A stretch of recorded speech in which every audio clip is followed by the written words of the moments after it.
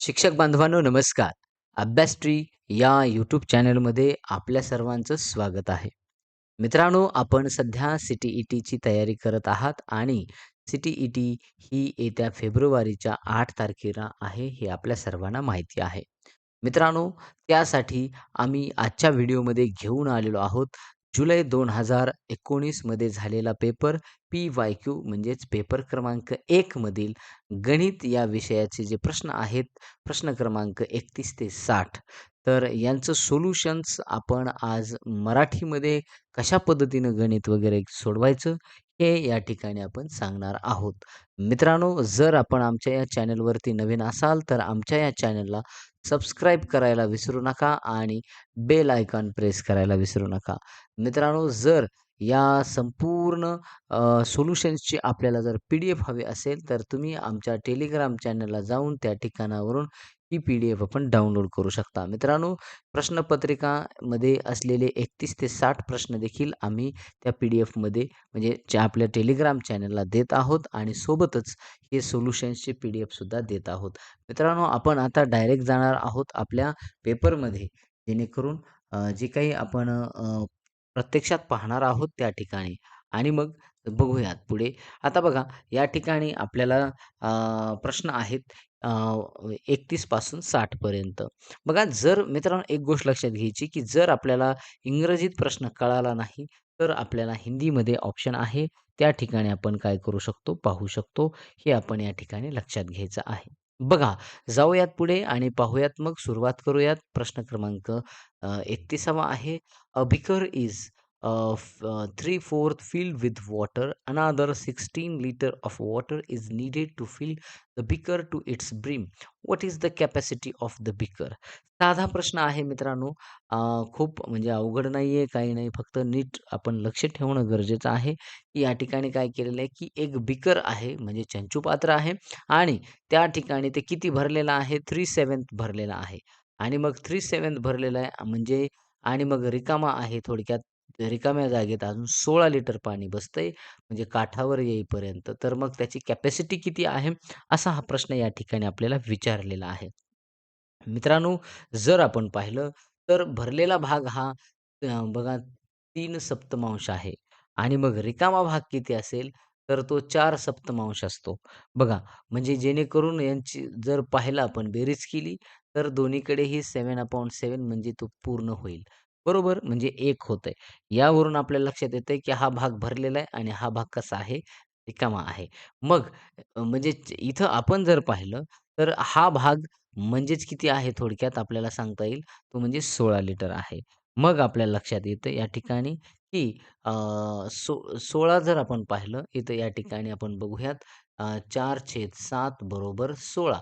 मग हे काय करायचं आहे इकडे, इकडे घेऊन जायचं आपल्याला. म्हणजेच कसं होईल हे 16 गुणिले बघा या ठिकाणी 7/4.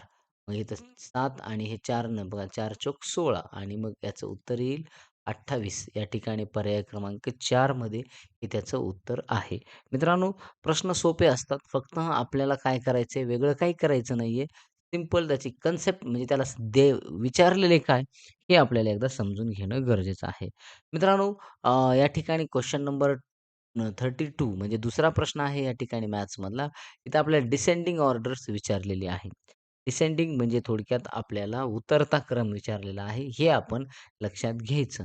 बघा, आता हिंदीमध्ये याला अवरोह असं म्हणतात. आरोह म्हणजे थोडक्यात चढता क्रम आहे. इकडे या कन्सेप्ट देखील आपण लक्षात ठेवायच्या आहेत. इथं अवरोह विचारलेला आहे. आता बघूयात मग या ठिकाणी काय काय करायचं आहे. तर जे आपण या ठिकाणी बघा, इथं संख्या बघायची. म्हणजे मोठी संख्याकडून आपण छोट्या संख्येकडे जातोय. इथं बघा 3 आणि इकडं पुढे-पुढे इकडं 30 होईल. म्हणजे हे हे बसणारच नाही 1 नंबरचा. आता इथं 2 नंबरसाठी प्रयत्न करूयात.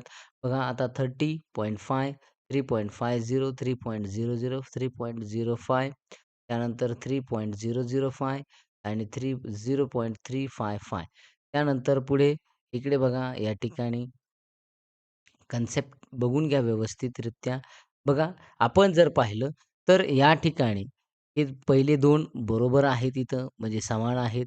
इथे बघा, हा जर भाग पाहिला तर फाय आहे. इथे काही नाहीये.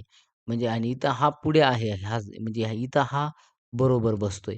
त्यानंतर हा आहे या ठिकाणी म्हणजे 3.05 आणि त्यानंतर 3.005 हा याच्यापेक्षा हा नक्कीच छोटा आहे आणि हा जो आहे त्याच्यापुढे 0.355 तर हा त्याच्यापेक्षाही आणखी खूप छोटा आहे. तर बघा या ठिकाणी गोंधळ कुठे केला तिसऱ्या पर्यायामध्ये, इथं थोडंसं कन्फ्यूज केलेलं आहे आपल्याला. बघा, तर हा पर्याय मोठा आहे. म्हणजे हेही मोठा आहे म्हणून हा इकडे पाहिजे होता. तर तिसरा बसत नाहीये.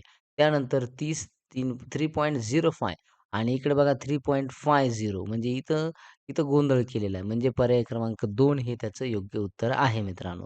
त्यानंतर बघा 33 नंबरमध्ये आपल्याला एक प्रश्न विचारलेला आहे. आता एवढा प्रश्न जर दिसला तर कधी-कधी आपण घाबरायचं नाही मित्रांनो. आपण समजून घ्यायचं की प्रश्नात विचारलेलं काय आहे. नाही वाटला इंग्रजी अवघड चाललेलं असेल तर आपण हिंदीचा वापर करू शकतो. जाऊयात मग हिंदीकडे. एक दुकानदारने 5.3 बघा किलोग्राम बादाम, 2100 ग्राम किशमिश और 2.2 किलोग्राम काजू को मिला दिया तथा इस मिश्रण के बराबर बराबर 2 दर्जन पैकेट बना दिए. प्रत्येक पॅकेट का भार क्या होगा? बघा, आता या ठिकाणी मित्रांनो हिंदीपेक्षा इंग्रजी सोपं जातं. आपल्याला एकंदरीत काय विचारलंय हे आपल्याला समजलं पाहिजे, की काय केलेलं आहे, की एवढं समजा वस्तू आहेत त्याच्या, ह्या सगळ्यांना काय केलं, एकत्र केलेलं आहे आणि थोडक्यात यांचे काय करायचे बराबर म्हणजे बरोबर इथं या ठिकाणी सांगितलेले आहे, की 2 दर्जन पॅकेट बना दिए. 2 डझन म्हणजे 24 पॅकेट आहेत आणि मग प्रत्येक पॅकेटचं वजन किती असणार आहे, हे आपल्याला सांगितलेलं आहे. तर त्यासाठी आपल्याला काय करावं लागेल मित्रांनो, काही ग्रॅममध्ये दिलेत आणि काही किलोग्रॅम. मग सगळ्याला ग्रॅममध्ये करून घ्यावं लागेल.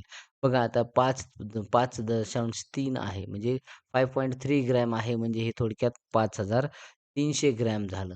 बरोबर आणि त्याच्यानंतर मग इथे किलोग्रॅम काय 2.2 म्हणजे हे किती 2000 थोडक्यात हे 200 झालं आणि त्यानंतर हे 2100 ग्रॅम झालं. मग आता हे थोडक्यात आपल्याला काय करायचं यांची बेरीज करून घ्या. एकूण हे किती होईल 3 अन् 2 5 आणि 1 6 आणि मग इकडे 9 म्हणजे 9600 ग्रॅम हे बनायला लागलं. मग आता याला कितीने भाग द्यायचा? साधं आहे. याला 24 ने भाग द्या. बघा म्हणजे 24 चोक 96 म्हणजे इथं 24 ने जर भाग दिला तर 96 होईल आणि मग इथं 400 हे त्याचं उत्तर आहे. पर्याय क्रमांक 2 हे लक्षात आपण घ्यायचं आहे मित्रांनो. चला त्यानंतर बघा स्पेस वर्कसाठी तुम्ही खाली जागा असते आपल्याला प्रश्नपत्रिकामध्ये, परंतु आपण तिथे तिथे जाणार नाहीत कारण कन्फ्युजन होऊन जाईल. बघा आता पुढचा प्रश्न आहे, व्हॉट नंबर ॲम आय? मी कोणती संख्या आहे? I am a 2 digit even number. मी 2 अंकी संख्या आहे, जी की समसंख्या आहे.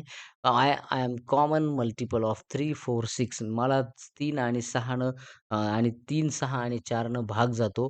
थोडक्यात लक्षात घ्या. आणि त्यानंतर आय हॅव टोटल 9 फॅक्टर्स. मला एकूण 9 थोडक्यात फॅक्टर्स आहेत. माझे 9 अवयव आहेत. आता मग मी कोण आहे? तर आपण काय करायचं साध्या आणि सोप्या भाषेमध्ये आपण या 3, 4 आणि 6 चा लसावी बघा कोणता आहे? तर 3 आणि 4 आणि 6 यांचा लसावी आहे मित्रांनो 12. म्हणजे एल-सी-एम 12 आहे. मग अशी संख्या आहे की जिचे 9 विभाजक पाहिजेत आपल्याला. तर बघा 12च्या पुढे आणखी मग अशी संख्या आहे का? की जे 9 विभाजक असतील.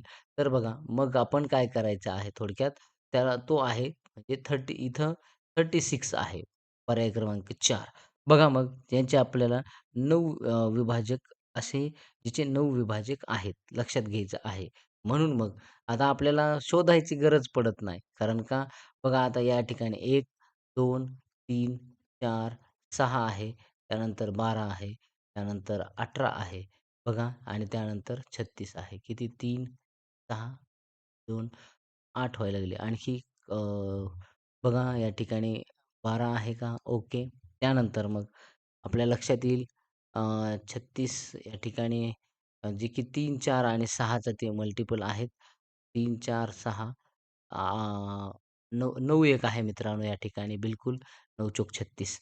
बघा, तर अशा पद्धतीने हे 12 थोडक्यात त्याचे 9 फॅक्टर्स आपल्याला मिळालेले आहेत. बघा, त्यानंतर पुढचा प्रश्न आहे या ठिकाणी, Asha plans to save some money from household expenditure to buy a mobile phone.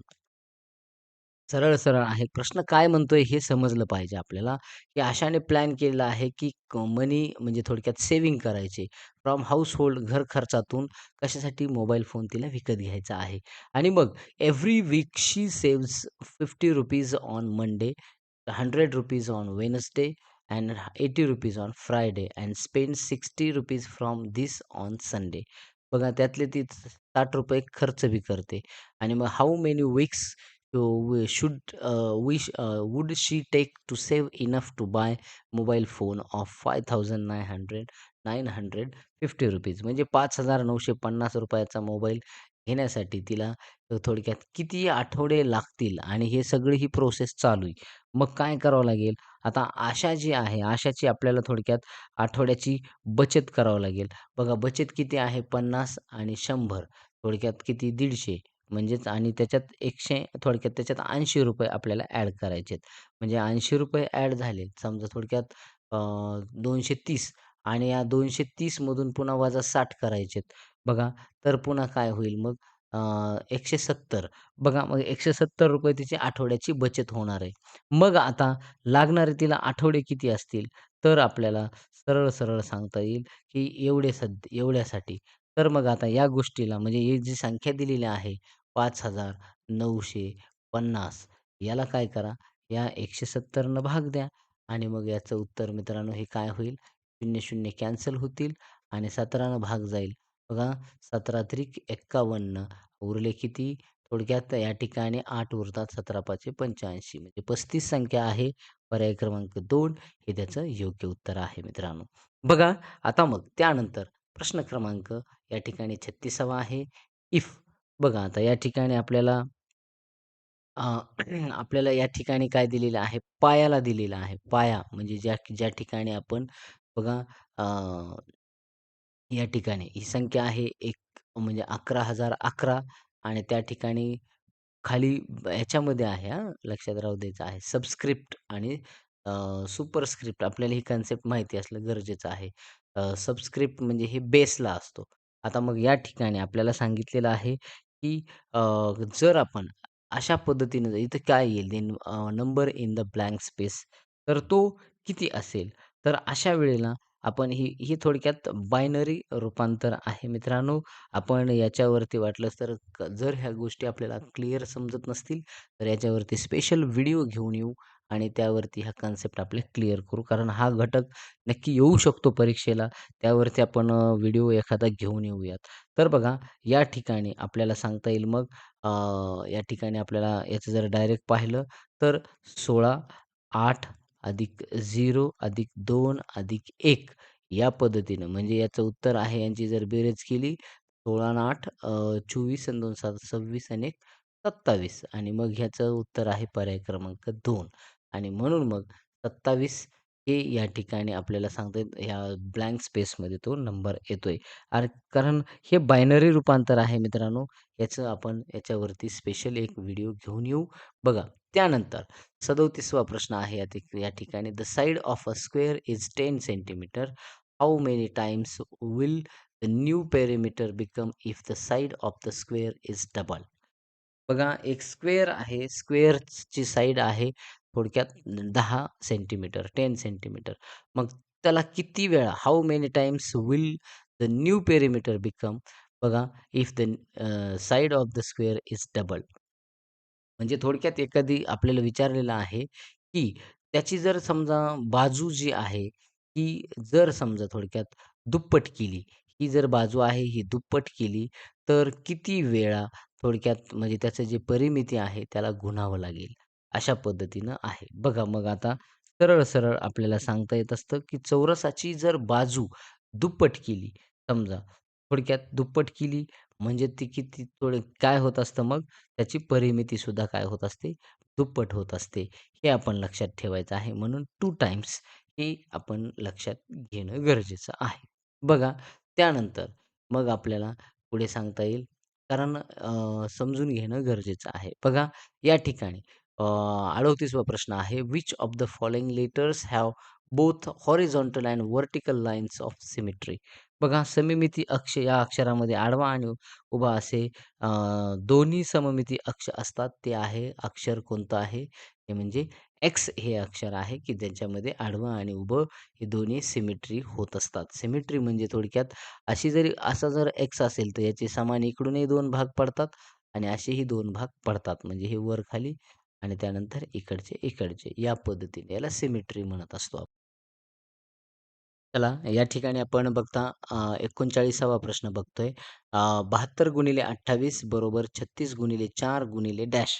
तर या डॅशच्या ठिकाणी किंवा या रिकाम्या ठिकाणी कोणता अंक येईल, असं या ठिकाणी आपल्याला विचारलेलं आहे. तर 72 आणि 28चा जर गुणाकार केला तर 28 दुने 56 हातचा आला 5 आणि 28 सत्त 196 आणि 5 जर पाहिलं तर 201 म्हणजे 2016 ही इकडच्या म्हणजे डाव्या बाजूचं उत्तर येतंय आणि मग उजव्या बाजूचे जे उत्तर आहे ते 36 गुणिले 4 बरोबर आहे त्याचं किती येईल तर ते 4 36चा त्याचा जर गुणाकार केला तर 144 येणार आहे. मग रिकामी जागा किती आहे? तर काय करायचं या रिकाम्या जागेनं म्हणजे या थोडक्यात 2016ला 144 न भागा आणि मग 144 न भागलं तर आपलं उत्तर या ठिकाणी किती येईल मित्रांनो? तर उत्तर येणार आहे त्याचं ते म्हणजे 14. तर बघा 14 हे 7चं विभाज्य म्हणजे थोडक्यात आपल्याला सांगता येईल 7 त्याला भागही जातो. त्याच्यासोबतच आपल्याला सांगता येईल तो समसंख्या आहे, लेस दॅन 7 नाही, प्राईम नंबर नाही आणि तो फॅक्टर आहे 56चा म्हणजे ए, डी आणि ई हे त्याचं उत्तर आहे पर्याय क्रमांक 4 मित्रांनो.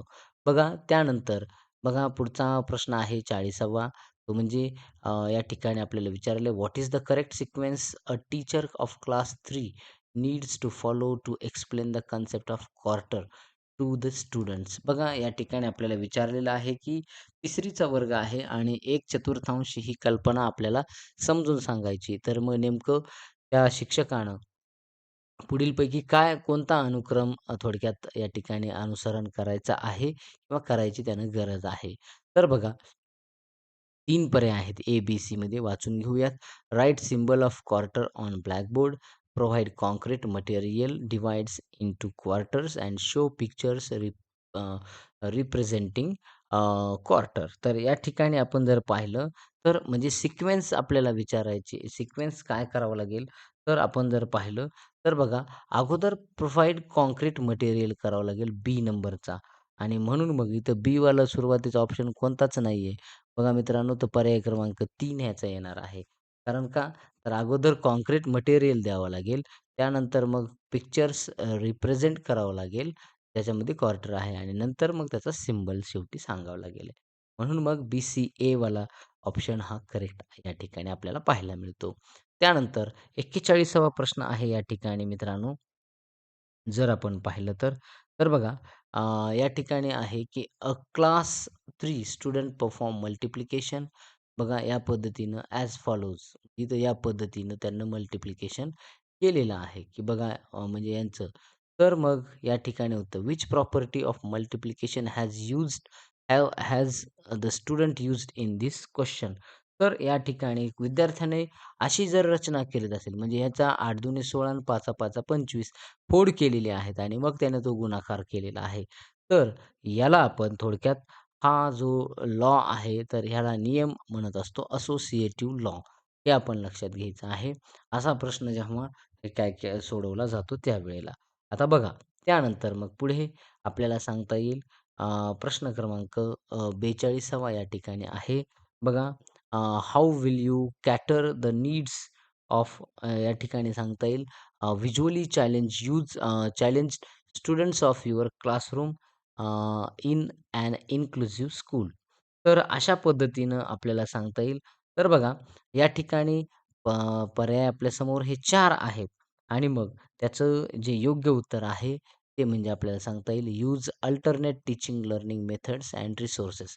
म्हणजे आपल्याला अगोदर काय करायचं आहे, की थोडक्यात विचारलेलं आहे, की तुम्ही कसं हे पूर्ण त्या गरजा ज्या आहेत, थोडक्यात व्हिज्युअली चॅलेंज म्हणजे ज्यांना थोडक्यात ऑफ युअर क्लासरूम म्हणजे इन्क्लुसिव्ह स्कूल म्हणजे समावेशित विद्यालय जे आहे, त्यामध्ये आपल्या वर्गातील काही विद्यार्थ्यांना थोडक्यात दृष्टीबाधित आहेत, दिसत नाहीये. तर अशा विद्यार्थ्यांचं तर आपल्याला अगोदर टीचिंग लर्निंग मेथड्स जे आहेत आणि रिसोर्स आहेत, हे थोडक्यात काय करायचंय, use alternate teaching learning methods या आपल्याला सांगता येईल. लक्षात राहू द्यायचं आहे. त्यानंतर मग प्रश्न क्रमांक 43 आहे या ठिकाणी बघा, which of the following is not a mathematical process. तर मॅथेमॅटिकल प्रोसेस नसलेली ही जर मेथड पाहिली, ट्रान्सपोजिशन, व्हिज्युअलायझेशन, मेमोरायझेशन आणि एस्टिमेशन. तर मेमोरायझेशन ही प्रोसेस नाही आहे मित्रांनो, लक्षात घ्या. त्यानंतर बघा, which of the following is not related too early number concept.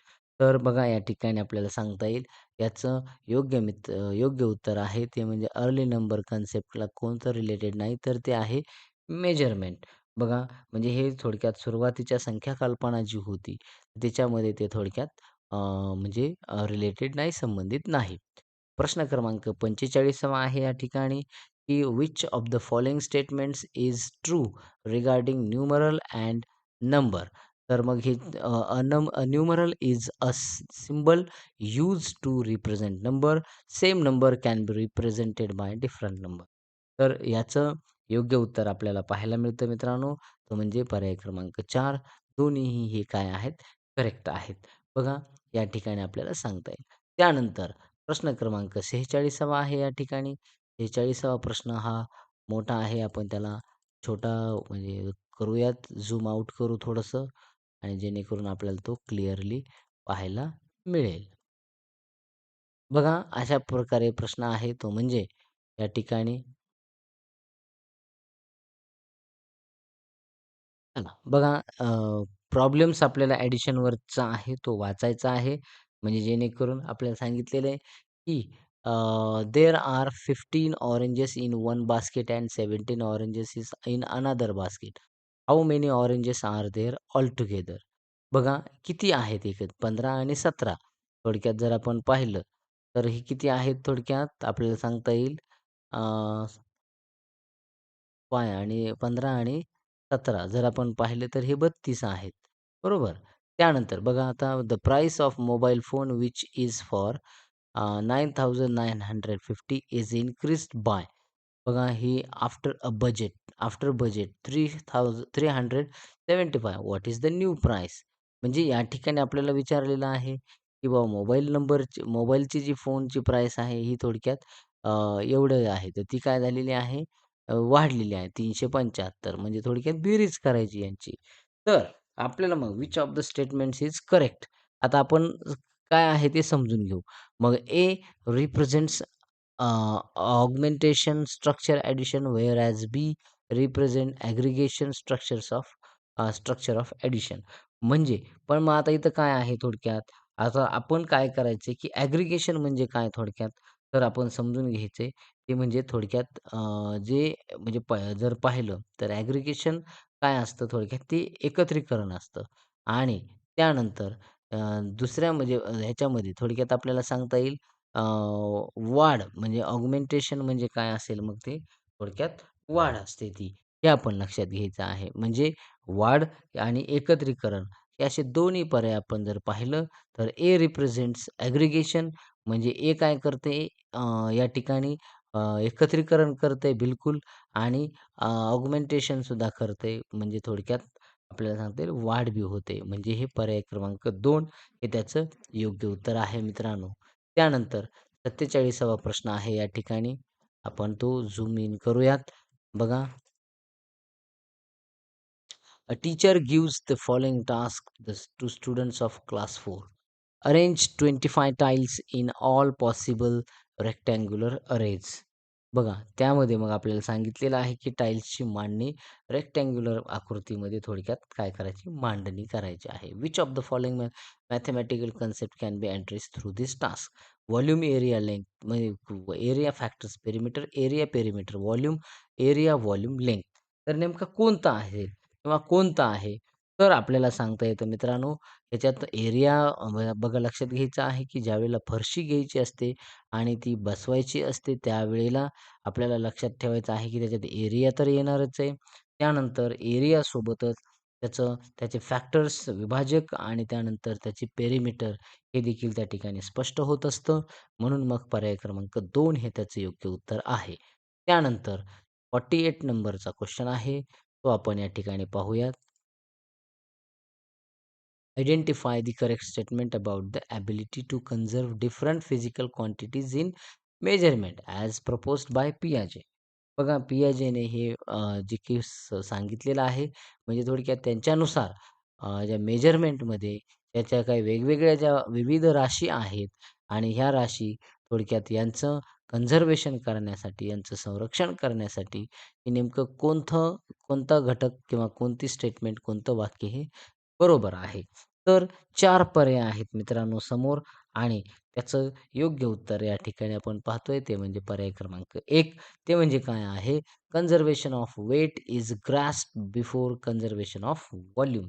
म्हणजे काय आपल्याला सांगता येईल, की जसं की मुलाला वजनाचे संवर्धन हे आकाराचे थोडक्यात आकाराच्या संवर्धनाच्या अगोदर ते समजत असतं, हे आपण लक्षात घ्यायचं आहे.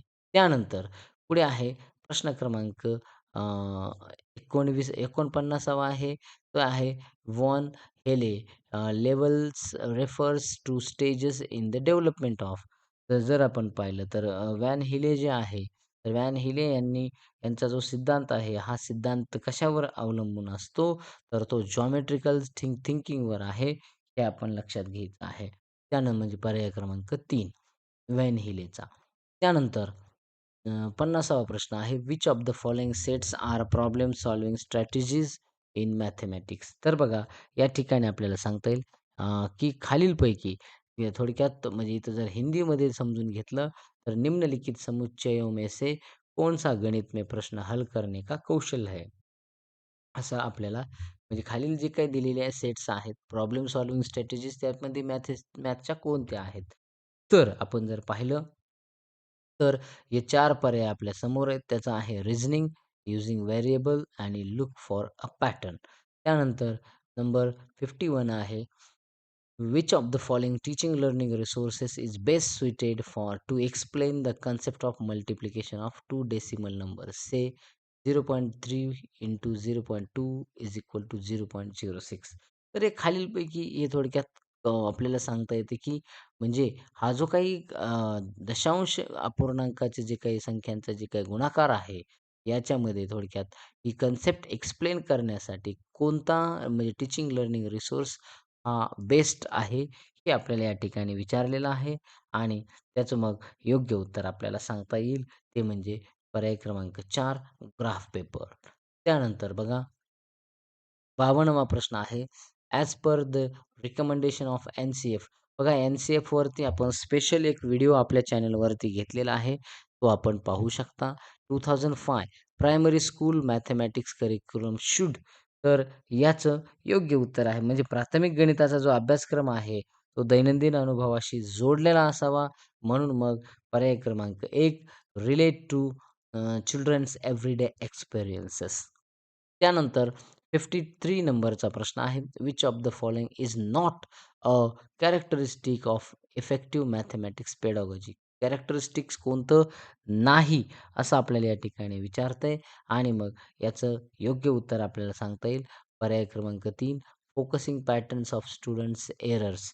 म्हणजे विद्यार्थ्यांच्या जे काही समजा थोडक्यात चुका आहेत त्याच्यावरच थोडक्यात काय नाही करायचं, पूर्ण त्याच्यावरच फोकस करायचं नाही किंवा त्याच्यावर त्यांना दोष न देणे, हे थोडक्यात मॅथेमॅटिक्स पेडागॉजीचं कॅरेक्टरिस्टिक्स आपल्याला नाही असं सांगता येईल.